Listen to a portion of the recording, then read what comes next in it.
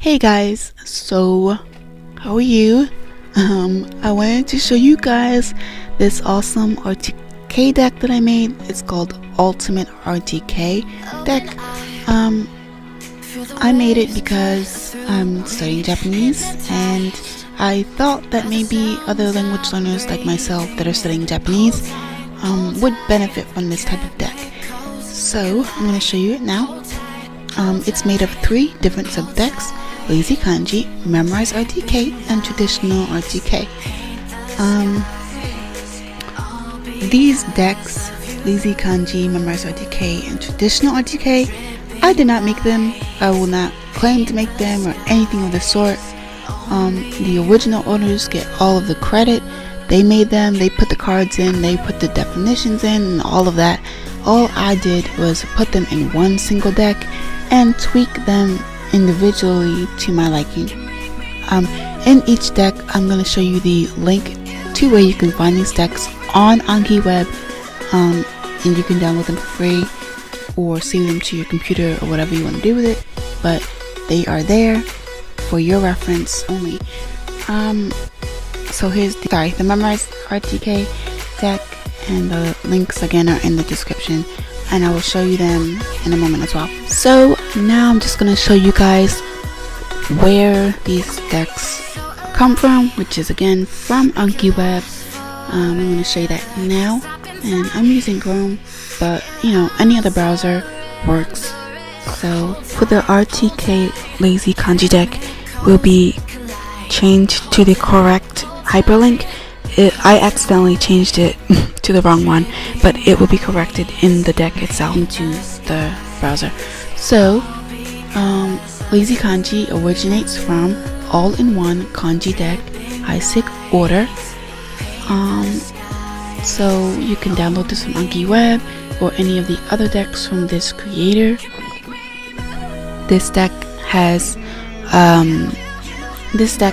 3,787 notes.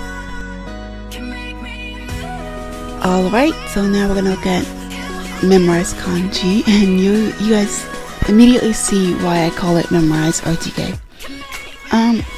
It's called that because it looks just like MEMRISE, and by the way, it's called RTK multiple choice with lookalike kanji if you're gonna be looking for this deck in Anki web's shared archive like server thing.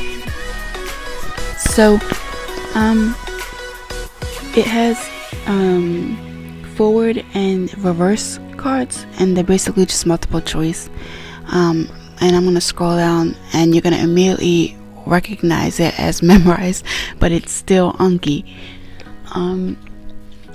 It's awesome. I really am thankful that I found it, so thank you to whoever made this deck, because you're amazing.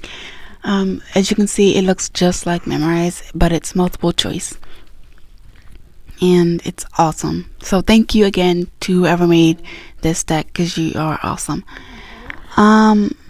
It's so cool. Like, I really think it's the best. Again, it's called RTK multiple choice with lookalike kanji. So now we're going to look at the last RTK deck, which is Traditional RTK, and we're going to look at the shared page. And this one, you notice that it has the same name as the Lazy Kanji deck, but the difference between that one and the one that's for the Traditional Kanji is that the Lazy Kanji deck has fewer kanji in it because it's from an older edition of the book. So it has fewer kanji, but the Traditional RTK is from the newest version, which is the 6th edition of the book, so it has more kanji, and I'll explain more of that in the description below. So now I'm just gonna demo the Lazy Kanji deck first and show you guys how it works. So again, I didn't make this deck at all, I just tweaked it to my liking. I made it purple, and I have this little typing box in there. As well as I put the fonts onto the card itself, so you can see all 4 fonts. The way this deck works is you see the kanji on the front and you type in the keyword right on the same card, and just like right here, if you get it wrong, the actual card will tell you what you got wrong about that keyword, or what you got wrong about whatever you typed in. So if you get it all right, like I'm demonstrating now, it will show the keyword as all green, and there won't be any corrections or anything for that matter. Same with this example here as well. It's all green. Alright, so this is what it looks like when you are reviewing your cards. You just type in the keyword and move on to the next one. It's basically just testing you on your recognition of the kanji and if you know the keyword to that kanji. Now, again, as you can see, there is no keyword on the front. And so that can be a problem for people that are not using RTK and you just want to use the RTK kanji. The solution to that would just be to change the keywords as you go and not trying to do it in bulk. Because if you try to do it in bulk, it'll take a long time because it is 3,000 cards in this deck. So if you're gonna change them, just do it as you learn new kanji. It'll make your life a lot easier and it won't be that difficult to do. I do it all the time because I use some of the KKLC or KLC keywords because sometimes they just make more sense and the way I associate with the kanji makes more sense. So the next deck we're going to look at is the MEMRISE RTK deck, and oh my gosh, to the person who made this, thank you so much. I love it. It's so awesome and it looks just like MEMRISE. Thank you so much. I have not changed it as of yet, but I will be very soon. It is the complete opposite of lazy kanji. You're associating the keyword with the kanji, and that is it. But like the lazy kanji, you do have to assess yourself on whether you got that kanji right. Did the box turn green when you got it right, or did it turn red? If it turned red, then you press the again button. If it turned green, then you press the good button, and then you're all good. You can move on to the next one. Okay, so as you can see, this is how the deck works. You just associate the keyword with the kanji. Anyway, so with this deck and with lazy kanji, I would just suggest to assess yourself wisely. You know, if you get it wrong, make sure you press the again button. If you get it right, press the good button. The best thing I would say to do would be to download the Anki add-on for kanji or any other deck you're using. It is it's called Good Again or something like that. It's on the Mass Immersion Approach site by BritVSJapan, and it's under his article called Low Key Anki. So I would definitely recommend downloading that add-on because it's worth it, honestly. It makes it a lot simpler to assess yourself. So anyway, we're gonna go and look at this deck called Traditional RTK, and as you can see here, there are two boxes that are like spaced out or whatever. That's because in my stories I added the actual radicals in there, and so on mobile devices they show up like as the radical, but on the computer it shows up as little empty boxes, so just be aware of that. So the traditional RTK deck is exactly as it sounds. It is James Heisig's original method to learning kanji, which is to use stories to learn the kanji, and instead of rote memorization. It's really easy, and the process of creating stories is not exactly easy, but I mean the method is not hard to do. You just have to come up with a story, and we have the awesome resource for learning kanji stories like Kanji Kuhi or Kohi or whatever, or however you say it, where you can find stories for free that other users have made to help you learn the kanji. So I mean, there are resources out there to help you do this, so it doesn't have to be difficult. But yeah, that's how the traditional RTK deck is formed. You see the keyword on the front, so this one is commonplace, and the kanji on the back, as well as the story that I made on the back. The next one is Shining, so you'll see the character for Shining, and then you'll see the story as well. So It's very simple, very easy to go through. It's not very hard or difficult or anything. You don't have to click on anything except for the buttons at the bottom. So yeah, so again, like I've said before, I do not take credit for making the card types or anything for these decks. Or the only thing I could possibly say that I did was change the background, change a few features, and then put them all in one deck. So I didn't really do much. I just tweak them to my liking and the way I want to use them to learn kanji. So if we go into the options and we look at the option group, you can see I have like multiple option groups here. I have all kanji, lazy kanji, traditional RTK, and other things like that. But the reason why I'm showing you this is because these subdecks have their own options. They have their own option groups, and that's kind of important. So like if you change something in the main deck, it doesn't affect all the other ones as well. It just affects the main parent deck, and that can be a big deal for some people who accidentally change the wrong thing and then it screws up the entire deck. So that's why I just showed you that they all have their own different option decks there.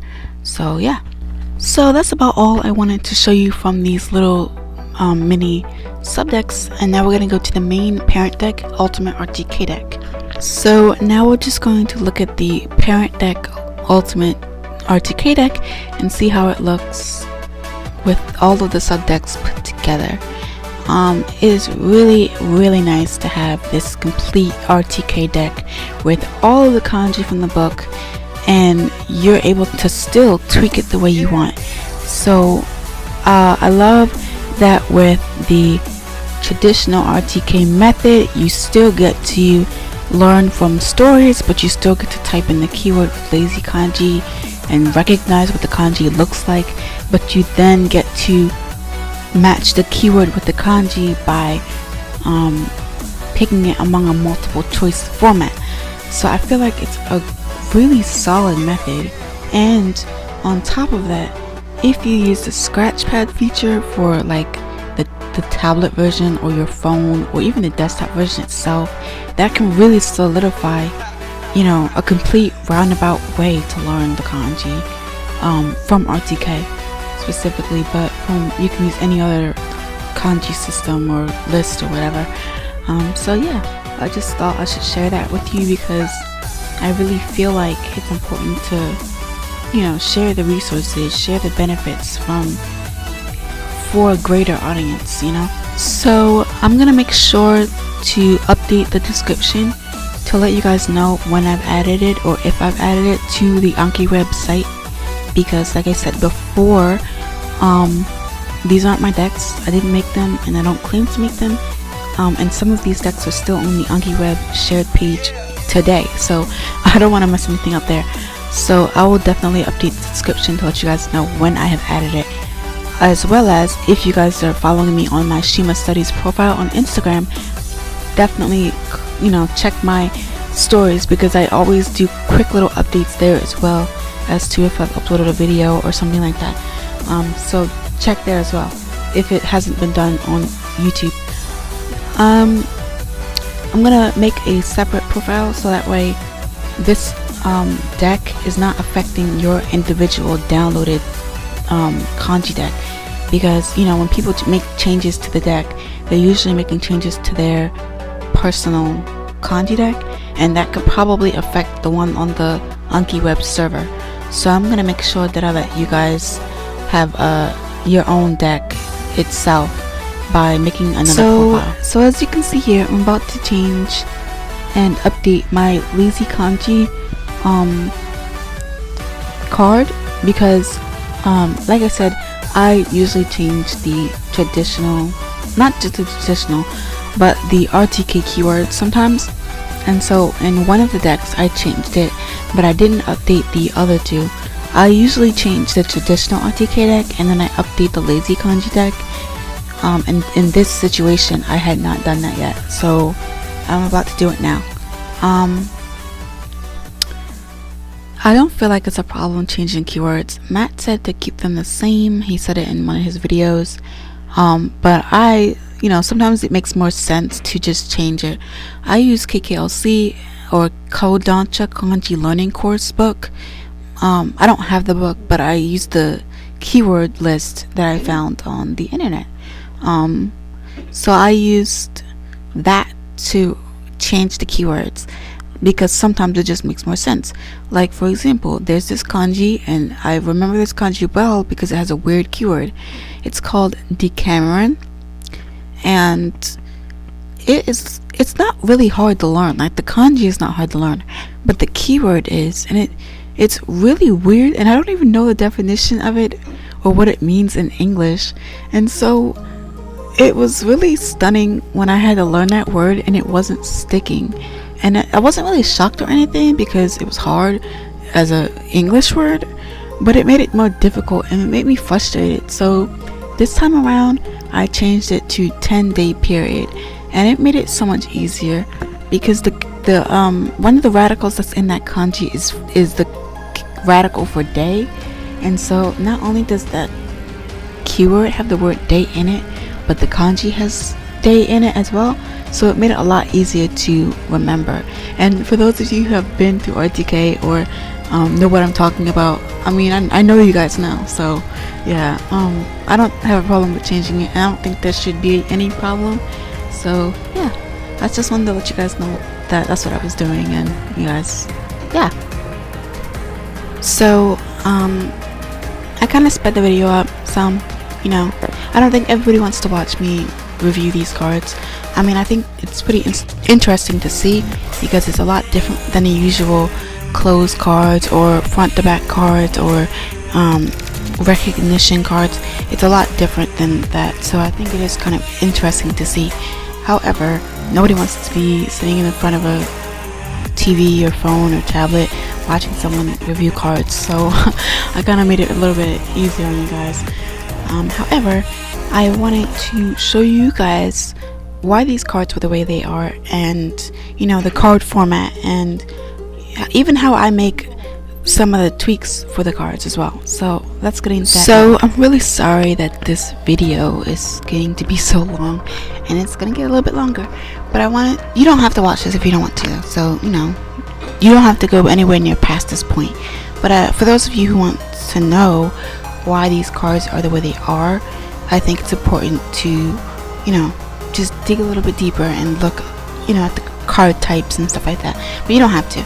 I just made this for those of you who are a little bit more nerdy and want to know what the heck these people did to get these cards like this. So let's get into it. Now we're going to look at the note types, and we're going to only look at 3 today. We're going to look at lazy kanji with typing but no keyword, and we're going to look at the fields. I would suggest don't change the fields because you need them. You really do. You need them to keep the typing feature working, so don't change them at all. But you can change the font, you can change the size, you can add your own field, delete the field, rename the field, and reposition the field. But I think overall, just don't change them at all because you need them. Okay, so in order to have this little text box here, the one that says example, you have to go down to this little box of blur and blabber, and you have to have this in your box. You have to have curly bracket, lowercase, all lowercase, type, type, colon, and whatever the field is that you want to type in, and then closing bracket, curly bracket, closing curly bracket, closing curly bracket, 2 of them. So what I mean by field, I mean those 4 choices that you had a few minutes ago that I said don't change. Yeah, you need those in order to put them in the typing box. Mine is keyword, and so you saw previously there was a field for keyword. If you want to put in character, you can put in character.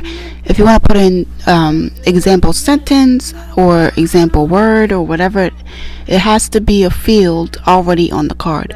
So whether you add that to your card or not is up to you. Again, add it is up to you. It can have anything in the typing box, it just has to be a field first. You know, it could be a definition, it could be a vocabulary word if you're not using it for a language.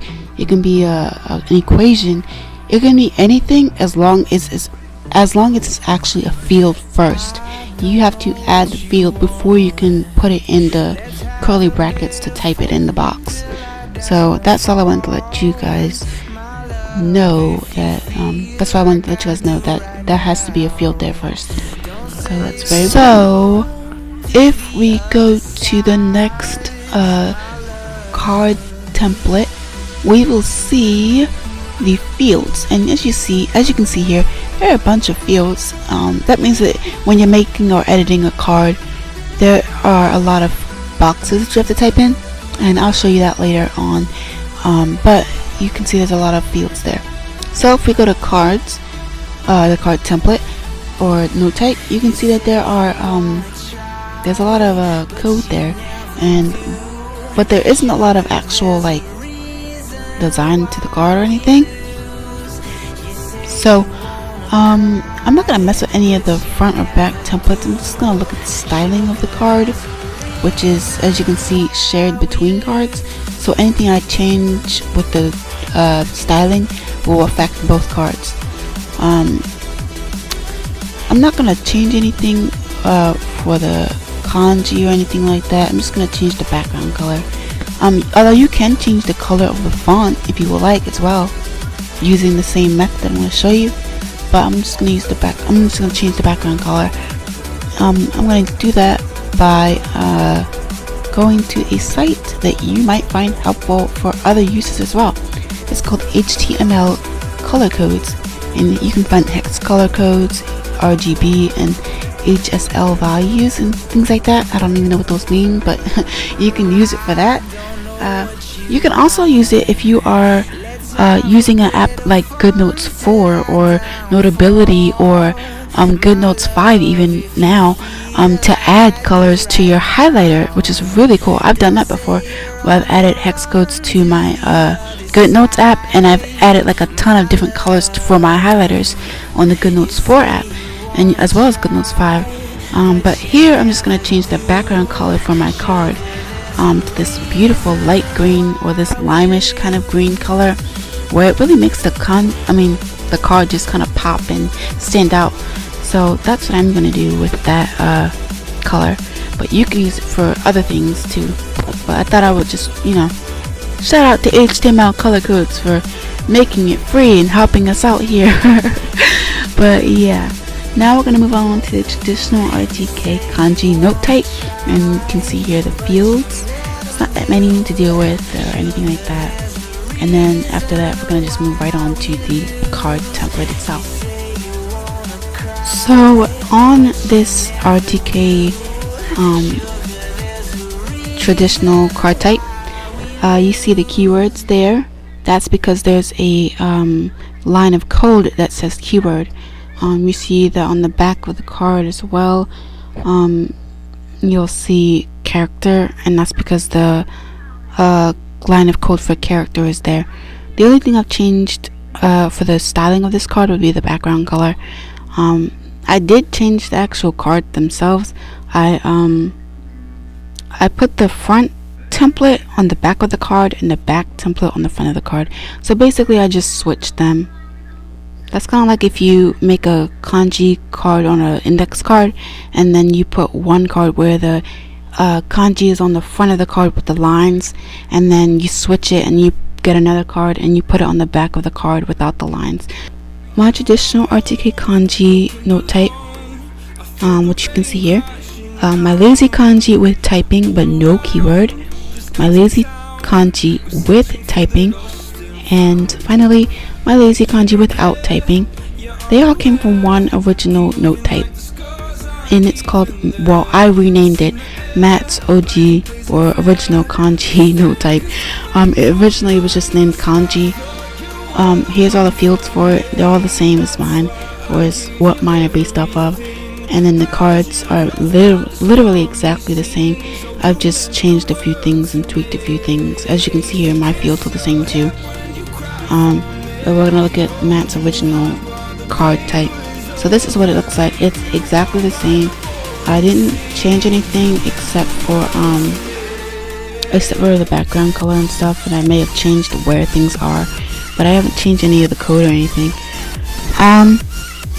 So I got this originally from when he had a video about how to make RTK Anki cards, and I had followed the tutorial that he had made. However, I don't know if it's still up anymore. I think it's not up anymore. However, it's not on YouTube anymore is what I mean.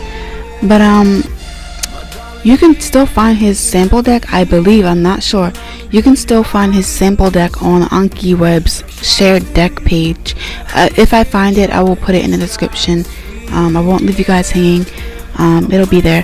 But if it's not there, I'm sorry. I didn't know if he had taken it down or not. Prior to this, I didn't know. So again, if we look at the traditional RTK kanji note type, it still looks the same, you know, hasn't changed except for the keyword. I mean the background color, sorry. Looking at keyword, saying keyword, but it has not changed except for where everything is. I did flip everything around and put the keyword on the front and the kanji character on the back, and I did change the background, but everything else, however, like the